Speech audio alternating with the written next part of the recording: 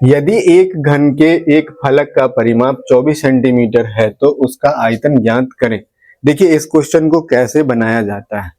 देखिए क्या कह रहा है, परिमाप 24 सेंटीमीटर है, वो भी एक फलक का परिमाप 24 सेंटीमीटर है।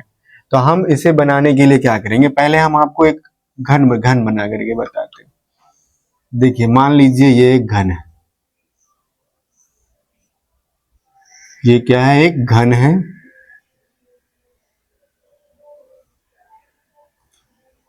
घन के प्रत्येक भुजा की लंबाई क्या होती है, बराबर होती है, ठीक है। और घन में कितने फलक होते हैं, घन में 6 फलक होते हैं। तो अगर एक फलक का परिमाप दिया हुआ है 24 सेंटीमीटर, तो जो फलक होता है घन का एक फलक वो वर्गाकार होता है। तो घन का फलक अगर वर्गाकार है तो वर्ग की परिमाप क्या होती है, हम यहाँ लिख सकते हैं कि घन के फलक का परिमाप बराबर क्या हो जाएगा, घन का परिमाप आप लोग वर्ग का परिमाप आप लोग जानते होइएगा क्या होता है, 4a। घन के फलक का परिमाप क्या दिया हुआ है, 24 सेंटीमीटर दिया हुआ है।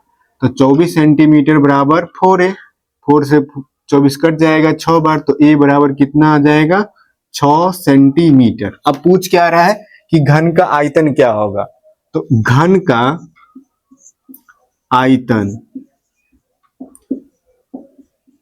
क्या होता है, भुजा क्यूब मतलब a क्यूब, और भुजा की लंबाई कितनी निकाल के लाए, 6। तो 6 का क्या कर देंगे, क्यूब कर देंगे, तो क्या हो जाएगा 6 का क्यूब, 216 सेंटीमीटर क्यूब हो जाएगा।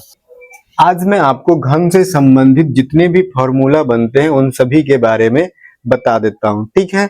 देखिए हम जानते हैं कि घन के जो प्रत्येक किनारे होते हैं उसकी लंबाई क्या होते हैं, बराबर होते हैं।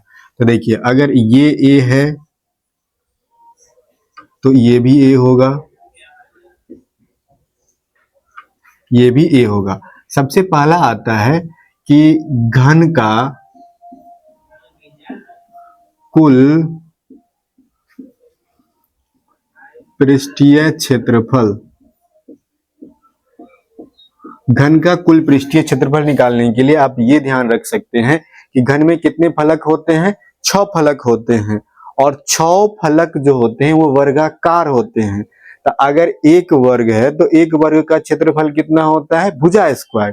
तो अगर हम यहाँ पे लिखें 6 गुने घन के एक फलक का क्षेत्रफल, तो ये क्या हो जाएगा 6, और गुना क्या हो जाएगा a स्क्वायर, बराबर क्या हो जाएगा 6a स्क्वायर। तो घन का कुल पृष्ठीय क्षेत्रफल क्या हो जाएगा, 6a स्क्वायर, मतलब 6 भुजा स्क्वायर। दूसरा होता है घन का पार्श्व पृष्ठीय क्षेत्रफल,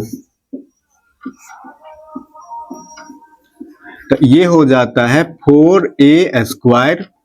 तीसरा होता है घन का आयतन, घन का आयतन, तो घन का आयतन क्या होता है, a क्यूब मतलब भुजा क्यूब। चौथा होता है घन का विकर्ण, घन का विकर्ण, तो घन का विकर्ण बराबर होता है a√3।